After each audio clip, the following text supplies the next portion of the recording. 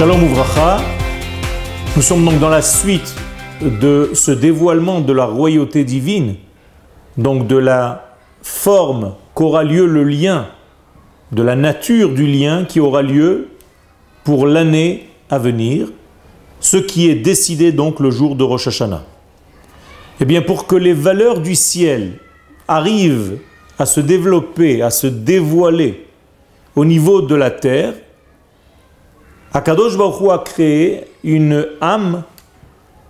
qui elle seule est capable d'être comme une résistance à sa lumière.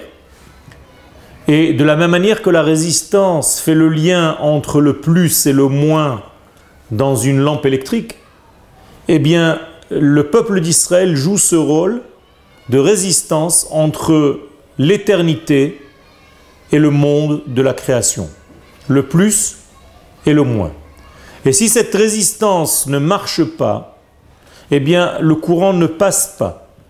Ou bien pire encore, il passe mais avec un court-circuit, c'est-à-dire qu'un circuit qui est tellement court qu'il fait exploser en fait la lampe, qui fait exploser en réalité le monde qui n'est pas capable de recevoir cette lumière divine. Moralité, le peuple d'Israël a été choisi non pas après sa création, mais bien avant sa création. Il a été choisi par Akadosh Baruch Hu d'être créé avec la qualité nécessaire pour jouer ce rôle, d'être en fait la résistance entre le plus et le moins, entre les valeurs de l'éternité et le monde d'en bas. Et donc, moralité, en tant que peuple, nous avons reçu quelque chose malgré nous, qui a été en réalité inséré, introduit dans notre ADN collectif, dans notre mémoire collective. Mais au niveau individuel, moi, l'homme qui fait partie de ce peuple, eh bien en réalité, je dois me mettre au degré de cette valeur que j'ai reçue en tant que nation. Ça veut dire que l'homme, individuellement parlant dans le peuple d'Israël, n'est mesuré à Rosh Hashanah que par rapport